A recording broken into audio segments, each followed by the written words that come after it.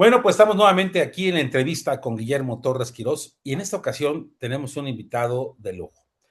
Él es no solamente el obispo decimosegundo de Cuernavaca, sino también actualmente presidente de la Conferencia del Episcopado Mexicano. Hoy tenemos con nosotros a Monseñor Ramón Castro Castro. Bienvenido, Monseñor, a este espacio y gracias por aceptar esta invitación. Un saludo muy cariñoso a ti, Guillermo, y a todas las personas que te siguen, que te escuchan, que valoran tu trabajo de todo corazón. Gracias, monseñor. Pues bueno, vamos a entrarle a entrar duro porque la idea es platicar un poco de su vida y de lo que ha hecho y de lo que opina sobre los tiempos actuales. Y bueno, usted nace un 27 de enero de 1956. Nace usted en un lugar pues que está colindando entre Jalisco y Michoacán, en Teotihuacatlán de Corona. ¿Es correcto? Sí, en Teocuitatlán de Corona, Jalisco, que está a la mitad del camino entre Guadalajara y Ciudad Guzmán, hacia Ah, muy bien. el sur de Jalisco, así es. Oiga, monseñor, su papá Santiago Castro Sagún, su madre Guadalupe Castro Díaz, ¿a qué se dedicaban ellos? Mi madre era ama de casa y mi padre a la política.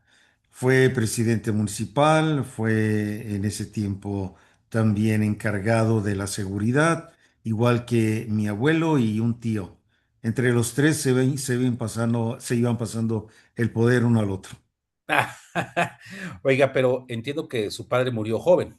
Sí, desgraciadamente, sí, sí tuvo un accidente en el caballo, ya ves, se utilizaba y no pudo sobrevivir, sí.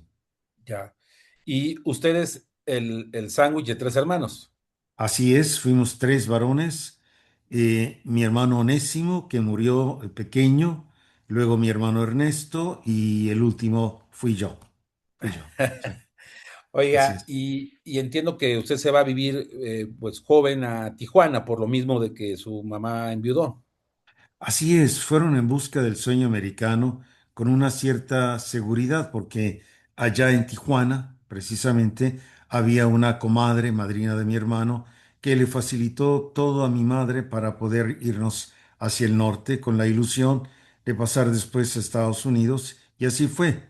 El sueño americano se logró para mi hermano sobre todo, que se ha casado, está en Estados Unidos, en Los Ángeles, y mi madre después y yo entré al seminario allí en Tijuana. Entonces soy norteño desde los 3 años y medio hasta los 29, que ya me mandaron a estudiar. Estuve viviendo allí Tijuana y Ensenada. Así que usted podría decirse que se siente más de Tijuana por lo mismo, porque vivió ahí su infancia, juventud. Ciertamente, aunque las raíces jaliscienses se mantuvieron en casa, el ambiente fue siempre un poquitito, digamos, característico de Jalisco, porque mi madre y una tía y un tío se encargaron de que se mantuviera el sabor jalisciense, Mm. tradiciones jaliscienses. Entonces, aunque estaba en el norte, la raíz nunca se cortó. Oiga, ¿y cómo fue su infancia, monseñor? Bendito y alabado sea Dios. Debo de veras reconocer y agradecer al Señor que fue una infancia bonita, buena, muy atendido por mi tío, por mi hermano mayor, por mi madre, una madre dedicada al trabajo, a procurar que sus dos hijos tuvieran todo lo necesario para prepararse en la vida y salir adelante. Una madre sacrificada, una madre que se entregaba al trabajo, una madre que jamás pensó en sustituir a mi padre, sino dedicarse plenamente a los hijos. Y eso fue algo muy bello y un ejemplo también grande que yo debo agradecer. Y en el tema de la fe, me imagino que su mamá fue importante en el tema de la formación de la fe. Así es, Guillermo. De hecho, pues de ella tomé ciertamente esta fuerza inicial y el ejemplo de su vida. Tengo, ahora que estamos en Cuaresma, tengo algunos recuerdos interesantes. En Cuaresma nos hacía rezar el rosario hincados a toda la familia. Y además terminaba el rosario y después seguía otra letanía de solicitudes e intenciones. Y ay, yo era adolescente y decía, madre mía, ya viene el rosario. Y en cuanto podía me escapaba. ciertamente, pero uno lo entiende. Todas las noches no me dejaba dormir sin que yo me dirigiera al Señor para darle gracias, para pedirle un buen descanso, un buen día siguiente. Y también algo que me llamó siempre la atención, una recomendación a San Jorge. No sé por qué mi madre tenía esa intención particular y me hacía aprender oraciones de niños, precisamente a Jesús, al Santísimo, a la Virgen y a San Jorge. Así que Ujú. no, ya estaba yo en mi cuarto, ya venía venir a mi mamá y me decía, no te hagas el dormido, vamos a rezar. Entonces a rezar antes de dormir todos los días. Oiga, monseñor, ¿y cómo encuentra su vocación sacerdotal? ¿Cómo sabe que era el llamado? ¿Cómo fue ese encuentro? ¿Cómo no? Una de las satisfacciones grandes de la vida ha sido siempre servir. Para mí, servir a los hermanos ha sido fuente extraordinaria de alegría y de plenitud de vida. Y mi ilusión era ser doctor. Yo tenía toda la decisión de encaminarme, incluso hice mi preparatoria en análisis clínicos, que en ese momento la Preparatoria Federal Lázaro Cárdenas de Tijuana había esa posibilidad y quise irme encaminando precisamente a la medicina. Pero resulta de que para ayudar un poco en casa, tenía un trabajo en un mercado en donde la dueña era muy católica y me decía, tú tienes vocación sacerdotal. Yo le decía, no, muchas gracias, yo quiero ser doctor. Pero insistía tanto la señora y allí me invitaron a la CJM y participé y ahí me fortificaron, me formaron también. Muy importante en mi vida fue esa formación de mi juventud, pero yo tenía la idea de que de verdad Dios me llamaba a ser doctor. Incluso hubo un titubeo ahí porque en la preparatoria algunos maestros totalmente convencidos de que el comunismo era lo mejor, allí empecé a titubear porque su testimonio, su palabra, su enseñanza, y era uno joven y quería también, pues de alguna manera ayudar a su pueblo, pero fue algo pasajero. Y después un gran amigo mío, que ahora es sacerdote, vicario general de Ensenada, él entró al seminario acabando su preparatoria y ahí nos dividimos, nos conocemos desde que teníamos 12 años de edad, hicimos juntos la secundaria, él se fue al seminario y yo me fui a la preparatoria. Eh, Él una vez me invitó una vez que terminó su primer año, me invitó a ir al seminario. Cuando yo entré al seminario, experimenté una paz como jamás había podido vivir. Y digo, ¿qué pasa? Y esa paz, de verdad, fue algo tan profundo. Todo el día estuve en el seminario ayudando a mi amigo porque iba a hacer el preseminario e iban a recibir un buen número de jóvenes candidatos. Y esa inquietud, esa experiencia profunda de Dios, esa paz como nunca la había sentido, fue el inicio de un preguntarme, ¿será que la señora Angelita, así se llamaba, tendrá razón? Ujú.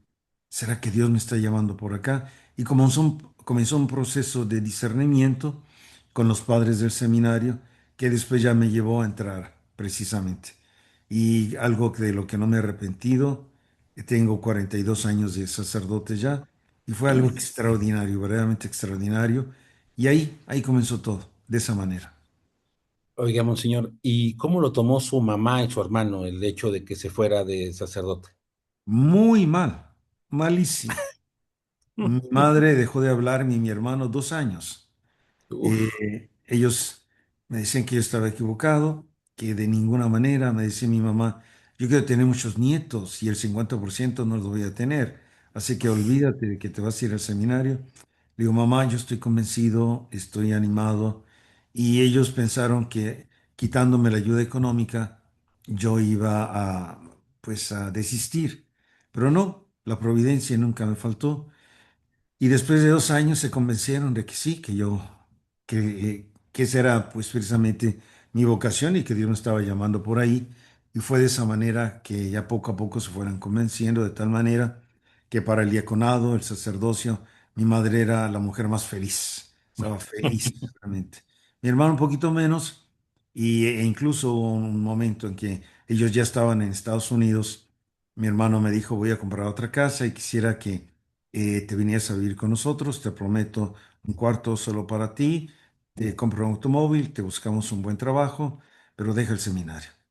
Y yo le dije, no, muchas Ujú. gracias, hermano, qué generoso, pero no, yo prefiero seguir en el seminario. Entonces lo tomaron muy mal, pero después, sobre todo mi madre, pues vio la bondad y después también ella quería tener muchos nietos y había cientos de personas que le llamaban abuelita. Entonces Ah, fue por eso también que después estaba tan feliz. ¿y su mamá la vio que lo hicieran obispo o no vio esa Sí, oportunidad? sí, sí, sí, cómo Sí. no. Estuvo conmigo 7 años en Campeche, Mm. viviendo ahí conmigo. Cuando fui auxiliar de Yucatán, no porque no había un lugar, pero me acompañó e incluso aquí mismo en Cuernavaca 1 año y medio. Murió de 98 años. Oh, Entonces, sí, sí, sí, fuerte la señora. doña Guadalupe. Guadalupe Castro Díaz, efectivamente, sí. Oiga, Monseñor, ¿y qué papel jugó el padre Máximo García en su formación? Enorme, porque era el encargado precisamente de la acción católica. Y íbamos a la parroquia de la Inmaculada Concepción cada semana y él nos daba la formación. Y tenía un carisma muy particular, un hombre fuerte, un hombre rudo, un hombre exigente, pero eso nos ayudó a descubrir esos valores, precisamente esos valores que en nuestra juventud eran tan necesarios de verlos y oírlos, sobre todo de verlos, porque su testimonio pues, fue muy grande para nosotros. Así es. Oiga, usted termina siendo ordenado un 13 de mayo de 1982. Así Lo es. ordenó en ese momento el obispo de Tijuana, Juan Jesús Posadas Ocampo. ¿Es correcto? Exactamente, correcto, correcto. Nos ordenó diáconos, éramos tres que pertenecíamos a ese grupo que habíamos quedado de otros tantos.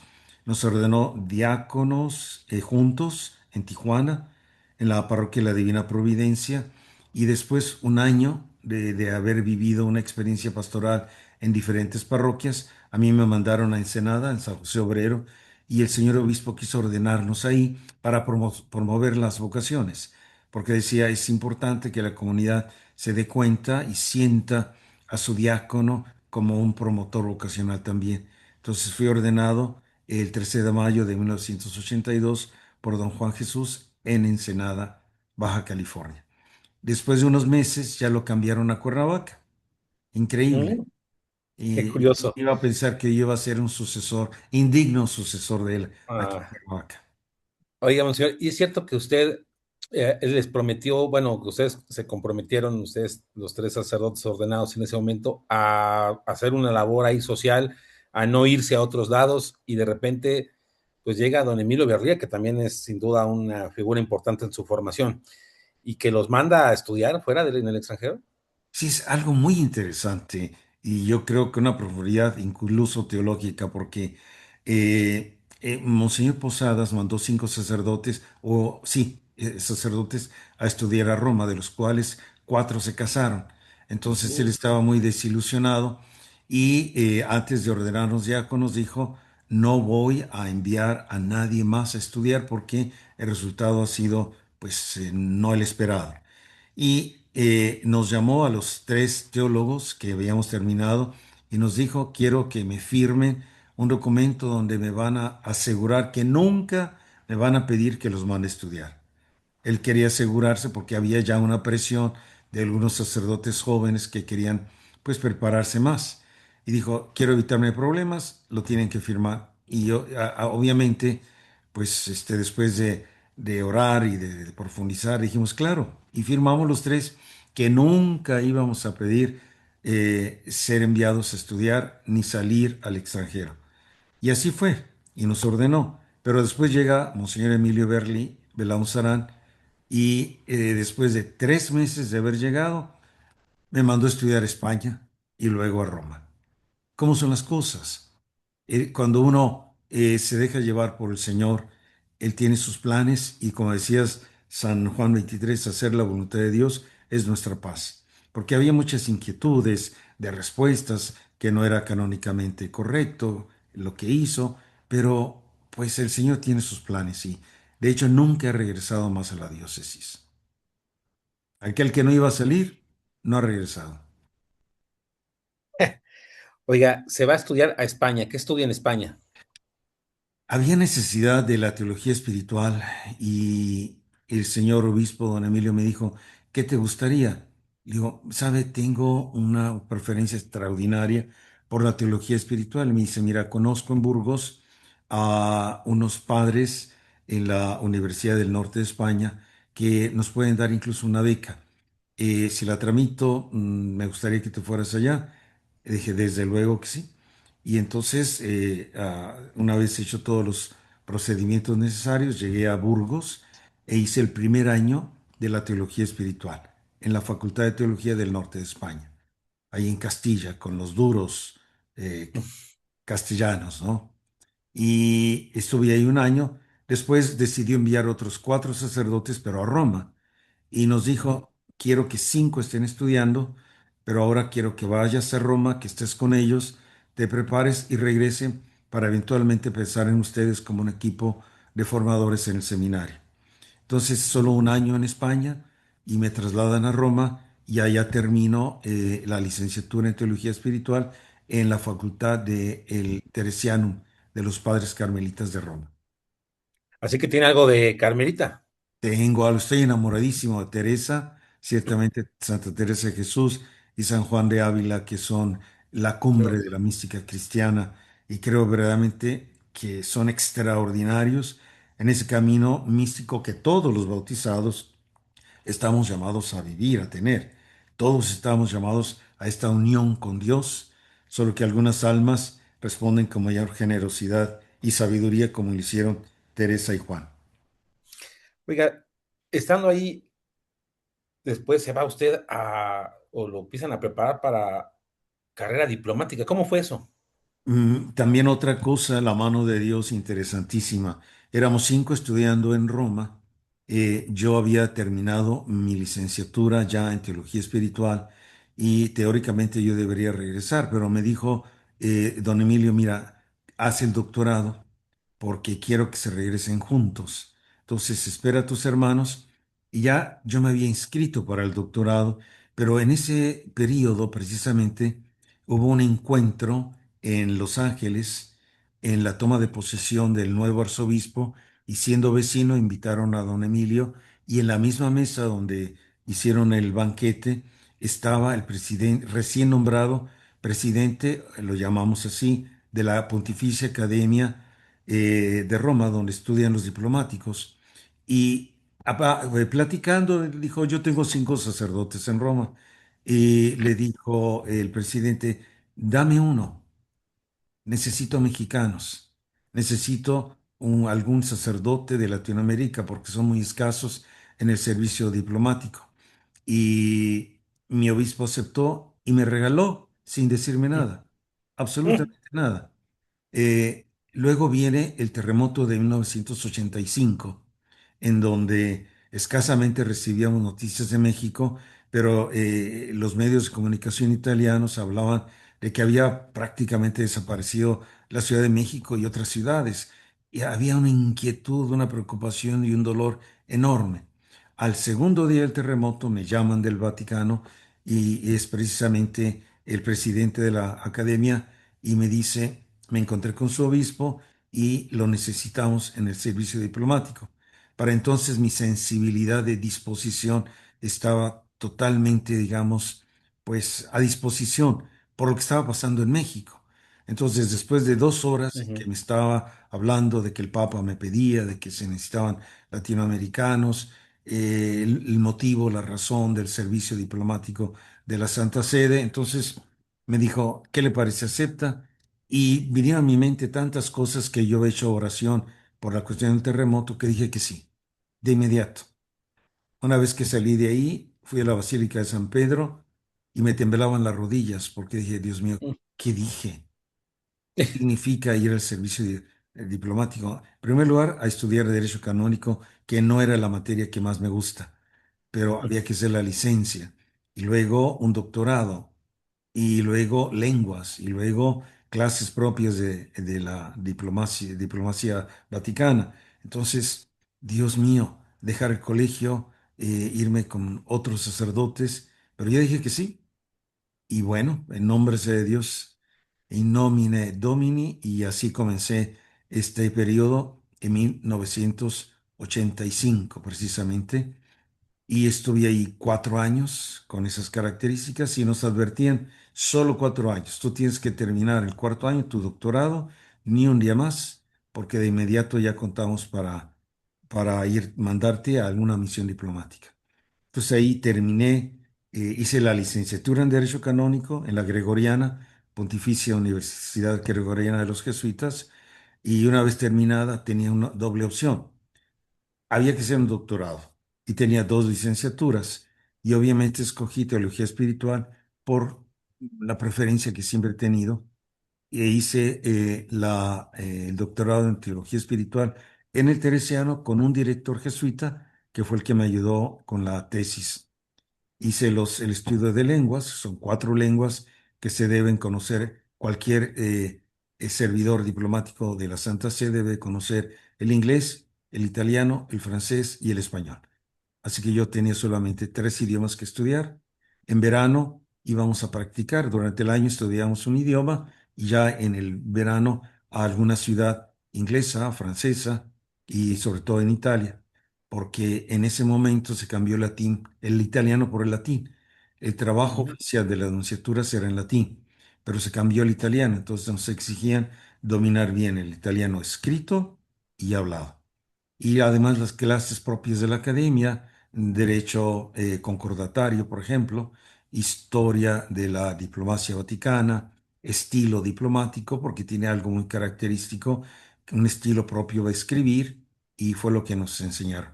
Y terminé a tiempo en el 89. Y una vez terminado, me mandaron a Zambia y Malawi con una historia muy interesante. No sé si hay tiempo de que la cuente Sí, o no. claro que sí, no, no, no, estoy esperando que la cuente, monseñor. Fíjense que algo muy de veras duro, porque nos mandaron, me mandaron a Zambia, a Lusaka, pero como al Italia daba descuento a la Santa Sede considerable, pero no había vuelo directo de Alitalia de Roma a Lusaka, sino de Roma a Nairobi, Kenia. Ujú. Me dijeron, aquí están tus boletos, tienes que irte a Nairobi, esperar 2 días, te vas a la Anunciatura y de ahí ya te vas a Lusaka. Muy bien. Tomé mi avión, por cierto, solo, una experiencia tan fuerte en Roma, nadie que te despida, que te diga que vaya bien con la gracia de Dios, en fin, solo. Y al llegar a Nairobi, yo llevaba 2 maletas, llevaba todo mi haber, todo mi tener en esas 2 maletas, y en ellas una computadora de las antiguas que me había recién dado mi hermano, y al llegar al esperar mis maletas, desaparecieron. No había No. maletas. Yo solamente traía mis documentos. Madre mía, pues ni modo, no llegó nada. A reclamar a la aerolínea, el chofer de la anunciatura en Nairobi me estaba esperando, me llevaron, me recibieron muy amablemente, 2 días. Fui a comprar cosas de emergencia que se necesitaba obviamente, lo más esencial. A los 2 días, nada de las maletas. Me llevan de nuevo al aeropuerto para mi viaje a Lusaka, de Nairobi a Lusaka, y resulta de que al llegar me dicen, es que hace 10 días que este vuelo se suspendió, ya no hay más vuelos. Digo, ¿cómo? ¿Y ahora qué voy a hacer? Pues dice, no sé, usted este boleto ya no le sirve. Y entonces, con pena, me regreso a la nunciatura y le digo al señor nuncio, perdónenme, pero no hay vuelo. Dice, ¿cómo? Digo, se suspendió hace 10 días. Y de ahí entonces, pues la pena de estar buscando maletas y después estar exigiendo el boleto. Y finalmente se pudo encontrar en otra aerolínea la conexión de Nairobi a Lusaka. Pero resumiendo, ninguna maleta apareció jamás. Entonces yo llegué con lo esencial a Lusaka Y cuando ya la segunda ocasión llego al aeropuerto, nos dicen, hay 2 horas de retraso. Y nos tenían en un lugar encerrado con un calor.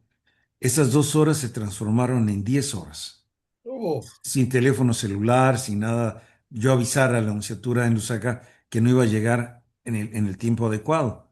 ujú. Entonces, finalmente podemos tomar el avión y llego a las 2 de la mañana a Lusaka y obviamente nadie me esperaba y me tuve que ir en un taxi a la Anunciatura, no había un timbre y esperar ahí hasta las 7 de la mañana afuera de la Anunciatura esperando que me abrieran o alguien llegara. Llegó un trabajador, ya me hicieron pasar y fue una aventura, No, verdaderamente pues, una aventura y como San Francisco llegar sin nada, ¿verdad? Absolutamente.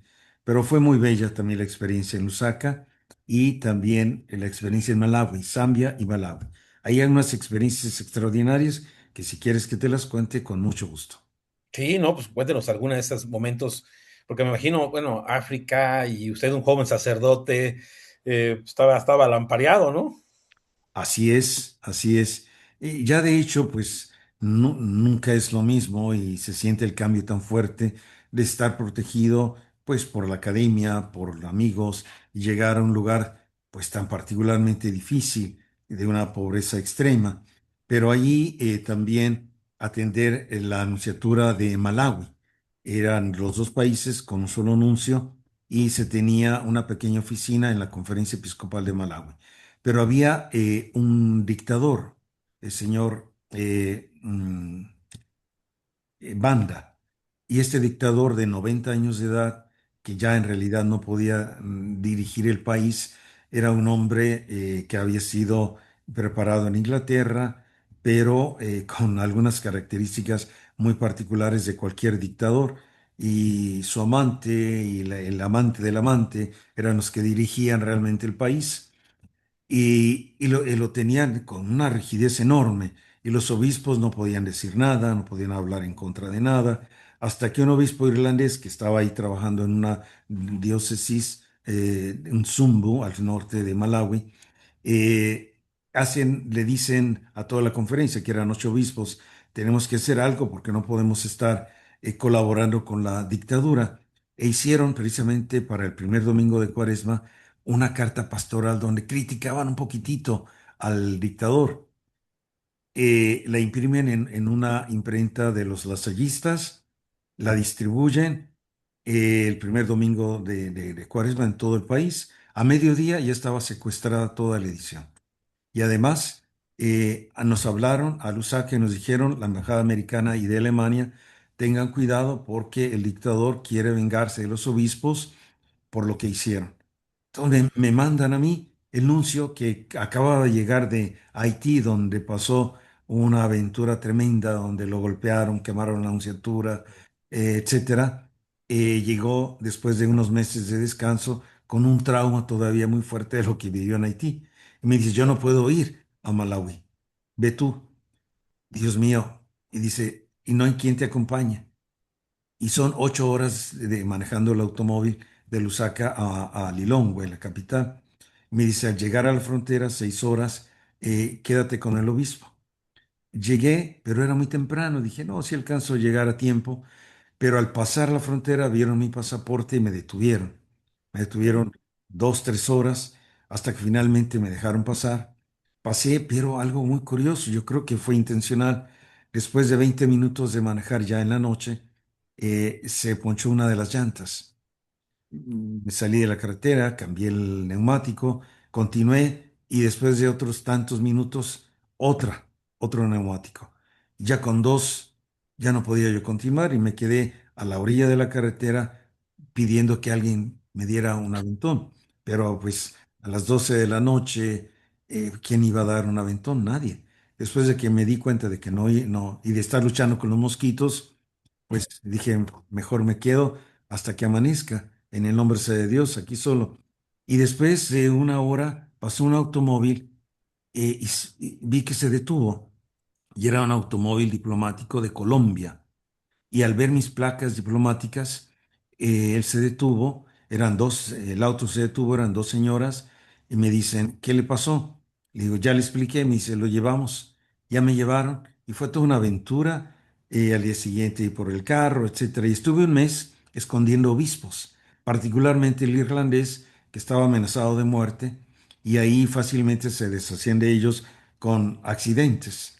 Según eso, pasaba un accidente y en el carro diplomático escondía a todos los obispos y eso me hizo sentirme tan contento de servir, de salvar la vida de esos obispos. Me sentía como el agente 007, porque la policía siempre me seguía, siempre. Yo trataba de esquivarlos y en una ocasión lo logré perfectamente. Me metí en una carretera vieja, pasaron y ya me regresé.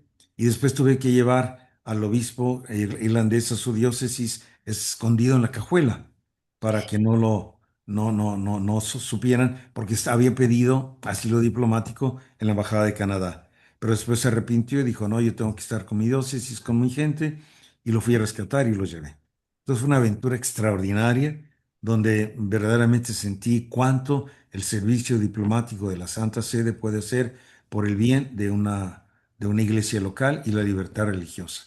Después explotaron la imprenta de los ensayistas y tuve que rescatar a los padres y llevarlos a la frontera para que pasaran a Zambia, a regresar. Fue un mes intenso, pero lleno de satisfacciones. Bueno, vamos a hacer ahorita una breve pausa. Estaba muy emocionante esta plática que estamos teniendo con Monseñor Ramón Castro. Eh, Hacemos una pausa y regresamos. Ya estamos de regreso aquí en la entrevista con Guillermo Torres Quirós. Hoy estamos con un invitado de lujo, Monseñor Ramón Castro Castro, presidente de la Conferencia del Episcopado Mexicano y obispo de Cuernavaca. Nos está contando su vida interesante, porque pues, parte de su vida fue la carrera diplomática. Nos contó estas aventuras en Malawi bueno, todo lo que vivió en esa parte en África. Después de ahí, de ese paso, ¿se va a Angola, Monseñor?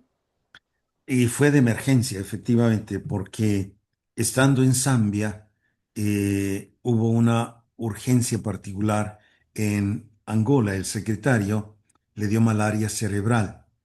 Y esto a los 3 días, si no es atendido, muere la persona que tenga malaria cerebral. Entonces se llevaron al secretario a Roma y faltaban 2 meses para que llegara el Santo Padre, que fue a visitar San Juan Pablo II, Angola.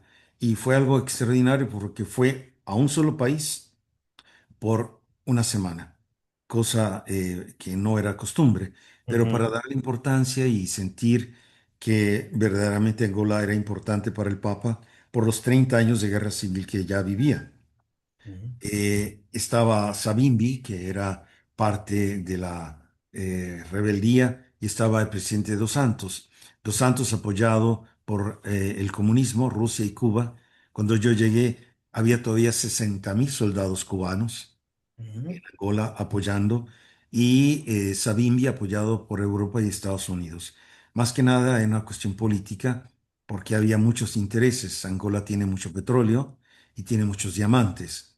Entonces, los diamantes estaban en manos de Savimbi y el petróleo en manos del gobierno. Entonces, Rusia, las dos potencias, querían meter ahí su fuerza. Y había esa lucha enorme, tremenda, y una guerra civil despiadada con cosas que verdaderamente duelen. Te cuento algunas experiencias Sí, claro que sí. rápidamente. En ese tiempo en Angola llegaron unos, por la visita del Santo Padre, hubo una pausa en la guerra. Hubo un periodo de gracia de 6 meses. Entonces aprovecharon algunos misioneros para mandar gente y reforzar sus misiones. Llegaron tres misioneros italianos, llegaron a la nunciatura, uno de ellos joven, de unos 30 años, entusiasmado de su misión, de su trabajo, se fueron a la misión. Pero después de la visita del Papa, después de 2 meses, volvió a estallar la guerra y con más fuerza todavía. Y entonces la infraestructura que se había logrado rehacer de nuevo fue dañada, sobre todo puentes, carreteras, y esa misión franciscana que estaba a unos 200 kilómetros de Luanda, la capital de Angola, la bombardearon. Una bomba cayó en el techo y una astilla de madera del techo se encajó en la pierna de este joven misionero franciscano y había comunicación solo por radio. Entonces nos llamaron y nos dijeron, está enfermo el misionero, necesita penicilina si nos la pueden hacer llegar. Entonces yo me dediqué a buscar la penicilina y casi todos los días estábamos en comunicación. Me decían, se está poniendo más grave y más grave. Yo tenía la penicilina en mis manos, pero no hubo manera de hacérsela llegar, ni con Ujú, religiosas, ni con la Cruz Roja, ni con el ejército, con nadie. Y ese misionero murió. Y para mí fue algo tan duro ver la ujú, penicilina en mis manos y saber que no hubo manera de hacérsela llegar. Cuánto me dolió. Igualmente secuestraron a un jesuita y a unos estudiantes jesuitas y a dos seminaristas diocesanos, los torturaron, hicieron de ellos lo que quisieron, los mataron y ver el cadáver fue algo tremendamente fuerte. Y también hubo un toque de queda y nadie podía salir de nuestras casas y había cadáveres afuera de la nunciatura, cadáveres que no podíamos salir a rescatar. El nuncio salió al balcón por un momento y le dispararon y los disparos se incrustaron en las paredes de su cuarto. Fue algo tremendo. No podíamos, no había luz, difícilmente había agua. Yo me tenía que arriesgar después del toque de queda a ir al río por agua, sabiendo ujú, que arriesgaba mi vida, pero teníamos necesidad de agua, no había de otra manera y entonces había que ir por el agua. Comíamos pollo solo los sábados, se descompuso el generador de electricidad y no había piezas para repararlo. Fue verdaderamente un momento muy, muy complicado. Pero también cuando el Papa fue a visitarnos, hubo algo bellísimo, extraordinario. Eran 2 meses que yo tenía para ayudar al anuncio a la llegada del Papa y algo que jamás voy a olvidar y que para mí es un parteaguas de alguna manera. El Santo Padre cenaba todas las noches en la Anunciatura, éramos seis, solamente 6 personas. Y el primer día que llegó, pues yo estaba nervioso, aunque ya lo conocía porque lo encontrábamos 2 veces al año en Roma como Pontificia Academia Eclesiástica, y él me identificaba, es el mexicano, el del servicio, porque éramos dos o tres. Y yo decía, ¿qué voy a hablar? Mejor me quedo callado. eh, y el Santo Padre esa noche, con una tranquilidad y familiaridad extraordinaria, nos preguntó cómo estábamos, todo en italiano, y se rompió el hielo y te hacía sentir que era tu papá, tu padre, mm, alguien, tu pastor.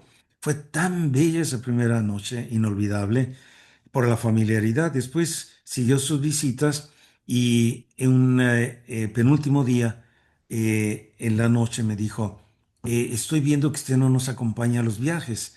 Le digo, no, Santo Padre, porque me tengo que quedar para recibir todos los fax, que en el momento era la única comunicación que teníamos con Roma, periodistas, y estar atento y seguir lo que la anunciatura necesite. Me dijo, pues es que se está perdiendo de cosas importantes, como esta mañana. ¿Sabe qué nos pasó? Me dijo el Santo Padre. Nos dijo, ujú, no, no, Santo Padre. Pues fíjese que esta mañana en la misa multitudinaria resulta, y me lo contó el Santo Padre, ujú, que en las ofrendas se metió una familia que no estaba prevista, papá, mamá y 3 hijos, y llevaron un chivo vivo como ofrenda, amarrado de las patas. Y esto es verídico. Entonces llegan en la ofrenda y depositan el chivo en donde se tienen que depositar las ofrendas y resulta de que se suelta el chivo y empieza asustado a correr de un lado y de otro lado. Imagínense los ceremonieros con todo el protocolo corriendo detrás del chivo y el Papa le daba una risa y me dice, mire lo que se está usted perdiendo. Y se volvía a reír de lo que sucedió con el chivo y me dice, mañana, que es el último viaje, quiero que venga con nosotros. ¿Cómo? Pues yo encantado, Santo Padre. Entonces se dirige al director y le dice, ¿verdad que no hay problema, Padre Tucci? El entonces Padre Tucci, ahora Cardenal Tucci, y dice, no, no, no hay problema. Sí había problema, obviamente, eran 40 lugares. Entonces tuvo que dejar un fotógrafo para que yo pudiera ir. No dormí esa noche. ¿De mm, qué? De la emoción de ver que el Santo Padre, con tanto trabajo, responsabilidades, era tan humano y era capaz de decir, Noto que usted no está viniendo". Ah, y otra cosa, muy interesante. En esos días anteriores, en una noche, el secretario, el cardenal Dewich, me dijo, mira, quiero que me hagas un favor, llévale la leche al Santo Padre porque todas las noches toma un vaso de leche caliente antes de dormirse. Digo, ¿yo? Sí, llévaselo. Entonces, afuera de su cuarto, el Santo Padre estaba la Guardia Suiza y le dijo, me mandó Monseñor Dios a darle este vaso de leche al Santo Padre. Toqué y me dijo, pase. Entré y oh, sorpresa, estaba en pijamas. Se asustó él y me asusté yo. Y me dijo, otra vez me lo hizo Dios. O sea que ya lo había hecho Ah, era alguna travesura. una travesura. Entonces yo me sentí también tan contento de ver esa familiaridad. Y era emocionante y por eso no dormí de ver esa extraordinaria capacidad humana del Santo Padre. Al día siguiente vinieron los automóviles que nos iban a llevar en caravana al aeropuerto para ir al sur de Angola. Y ya nos habíamos subido, el Santo Padre iba en el tercer automóvil y nosotros en el quinto, el nuncio y yo. Y a las 3 cuadras se detiene el auto del Santo Padre, se baja y obviamente todo el mundo se bajó, va a la esquina donde había mucha gente, pero había una familia, esposos y 2 hijos, y uno de ellos tenía un estómago abultado enorme. Y el Santo Padre se detuvo para ir hacia el niño y le dice el papá, ¿qué tiene? Dice, pues no sé, hace 6 meses que está así. Lo abraza al niño Ujú. y, por cierto, que se ensucia su sotana blanca y llama a Anuncio y le dice, mándenlo al hospital y yo pago todo lo que se necesite. Dios mío, qué ejemplo. Sí, ¿Cuántas claro. veces habré yo visto a este niño y no hice nada? Tenía que venir el Santo Padre para que él tuviera, pues, una mejoría o alguien que lo tomara en cuenta. Nos fuimos hacia el sur, terminó su misa multitudinaria, encuentros, y ahí vamos de regreso al aeropuerto y le suplicaron que de paso por un monasterio de clausura, le diera la bendición a las monjitas que iban a estar afuera. Y ya cuando nos acercábamos en el autobús, dice el Santo Padre, ¿y por qué les voy a dar la bendición desde fuera? Mejor me bajo y que me inviten a un café. Jesús, María y José. Entonces nadie estaba preparado. Se bajan y le dicen a las monjitas que el Papa quiere un café y pasar a su monasterio. No se imagina el corredero de monjas que no sabía qué hacer, si ir a la cocina, si recibir al Papa. Y cuando el Santo Padre vio, dije, mire, yo me voy al Santísimo, estoy en unos momentos mientras ustedes preparan el café. Y eso también me conquistó el corazón enormemente. Digo, qué barbaridad, qué capacidad. Llegamos al aeropuerto y había una gradería donde estaba todo el pueblo y luego una fila de autoridades y políticos que el Papa iba saludando para ya subirse al avión. Y estábamos ahí abajo, a un lado de los políticos.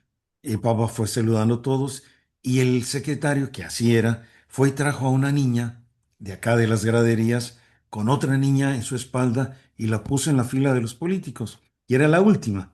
Entonces llega el Santo Padre, y estaba también ahí a un lado, y saluda con mucho cariño a la niña y le dice, ¿y tú de dónde vienes? Dice, de mi pueblo.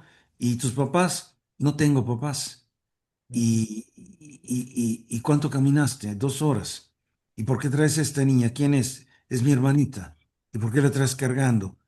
Porque está paralítica. ¿Y viniste al Papa a ver al Papa? ¿Caminaste 2 horas con tu hermana? Sí. Entonces el Papa se quedó sorprendido, llama al señor Divis y le dice, dame dinero. Y sacó un rollito que se ve que ya estaba acostumbrado de Ujú. $100. Yo creo que calculo unos 5 billetes de 100. Y le dice a la niña, ten, cómprale una silla de ruedas a tu hermanita. Madre mía. Vi las lágrimas de la niña y dije, qué barbaridad. Esto es más fuerte que un mes de ejercicios espirituales. Estoy viendo el Claro. Evangelio en vivo, en vivo. Se sube y yo con el alma partida de verdad de este ejemplo, las lágrimas obviamente vinieron a los ojos y, Dios mío, qué hombre, qué barbaridad. Llegamos y al día siguiente era la despedida y el Santo Padre también como una cuestión muy humana, tenía el deseo de saludar a los que más trabajaron de cerca la que le hacía de comer, la que le limpiaba la recámara, en fin. Y el nuncio los juntó a todos, pero el embajador de Portugal, que era el más importante porque es una ex colonia Ujú. portuguesa, Angola, le dijo: por favor, Santo Padre, permítame ir a un lugar más tranquilo para saludar al Papa con más paz y poder al menos despedirme de él.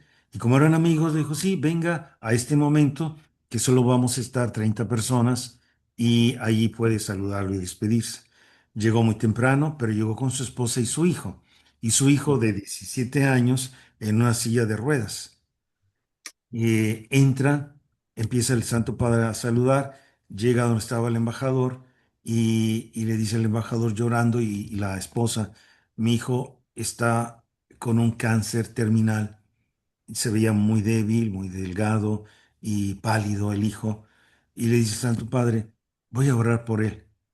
Entonces, en unos instantes cerró sus ojos, oró y le impuso las manos y Ujú. siguió.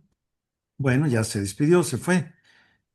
A la semana de esto, nos llama el embajador portugués y nos dice: tengo una noticia extraordinaria que compartirles. Entonces vino emocionadísimo con estudios antes y estudios después. El cáncer desapareció, dice chico. Desapareció. Wow. Yo digo: ¿cómo? Y él quería hacerlo saber a todo el mundo. Nosotros de inmediato lo comunicamos a la Santa Sede y de inmediato nos respondieron diciendo: no digan nada, Nada. absolutamente nada. Y dígale al embajador que por caridad le suplicamos no lo diga a nadie. Entonces dijimos: ¿por qué? Dice: porque el Santo Padre, si tiene esta fama de que cura, pues va a haber mucha gente que no vaya porque es sucesor de Pedro, sino porque Claro. está curando. Entonces nos quedamos callados y ahora hay un libro con 12 milagros de Juan Pablo II en vida, Ujú. documentados perfectamente, y uno de ellos es este. Y yo también me siento tan contento de haber sido testigo del Claro. milagro de un santo, ¿no? Fue algo, por eso les digo que ese servicio en Angola fue un parteaguas en mi vida, por el ejemplo extraordinario de un santo hombre que vivió su ministerio entregado, completo, de verdad feliz de haber vivido esa experiencia. Fue algo muy bello. Monseñor, no, extraordinario. Y luego, pues, haber conocido en vida a un santo, que pues fue santo súbito, sin duda, San Juan Pablo II. De ahí se va a Ucrania.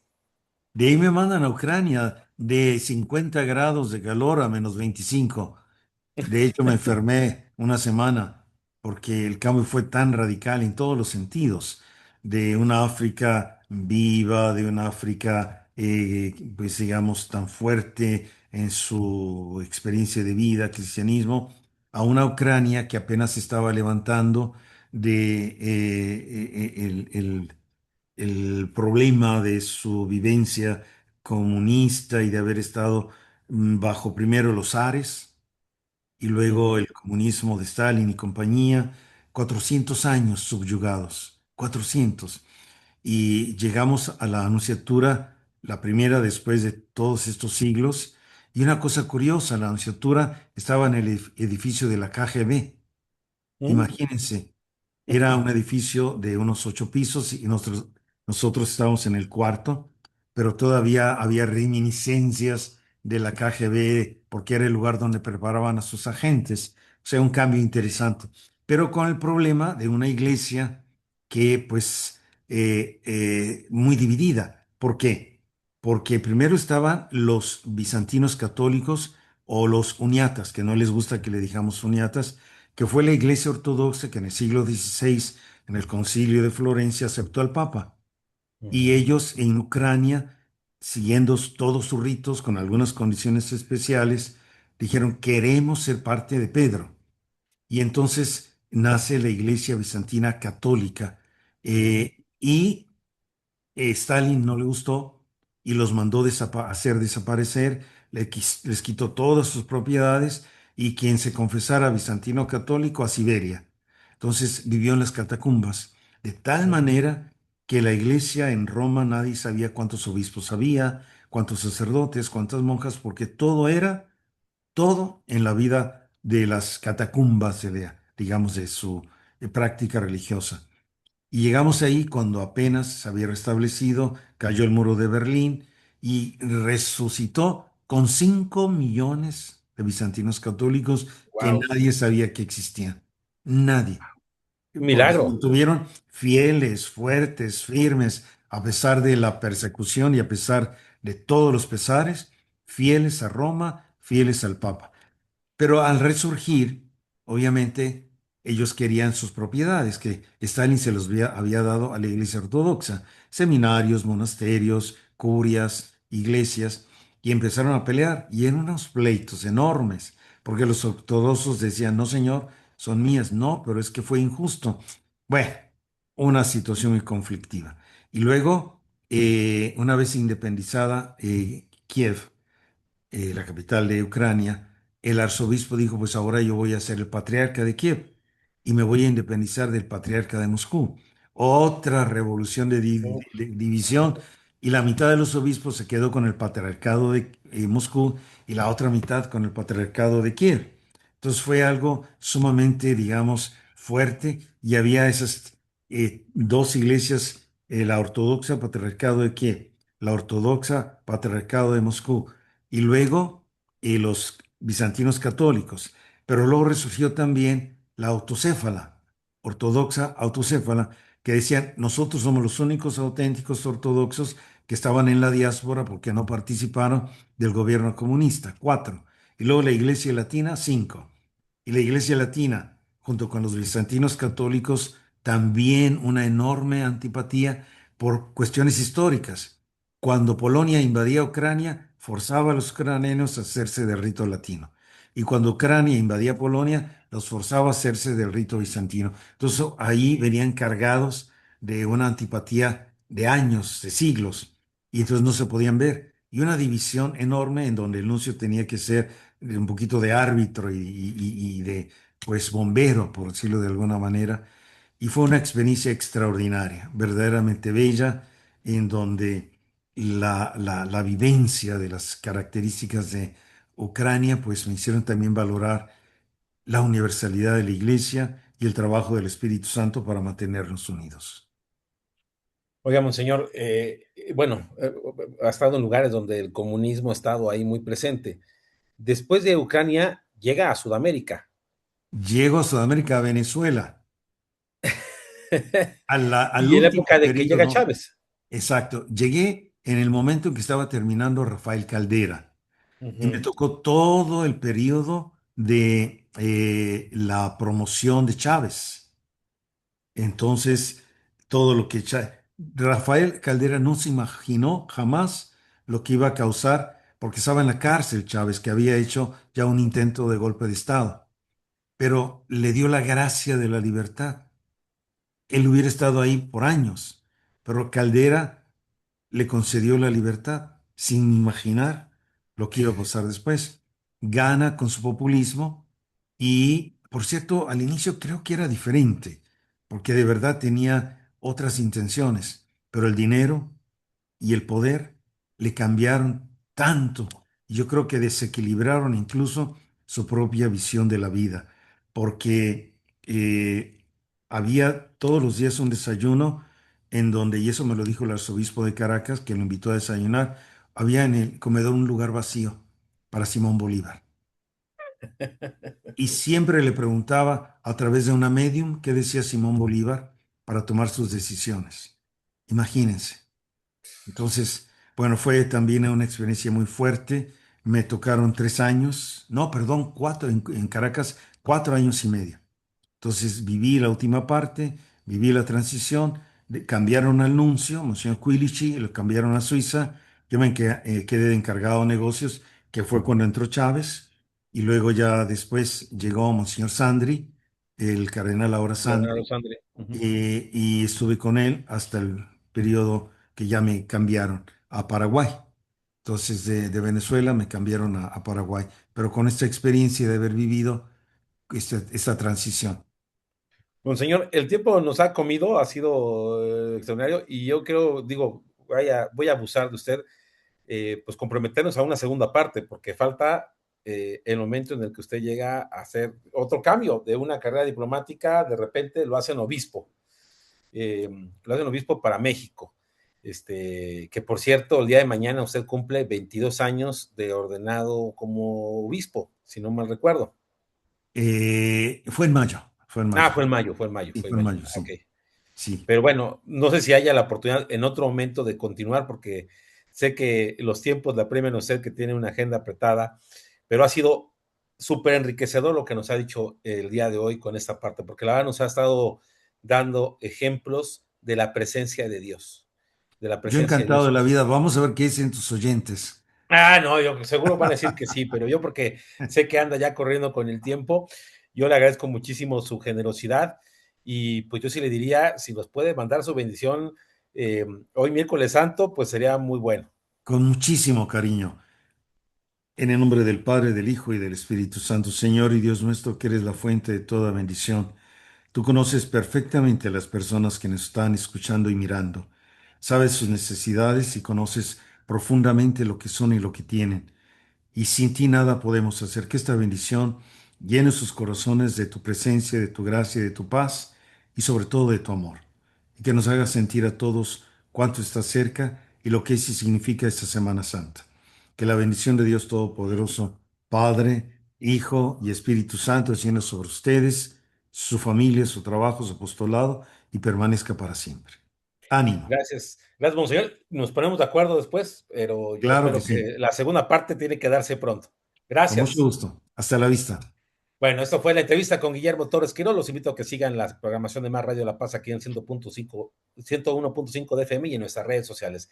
Gracias y hasta la próxima.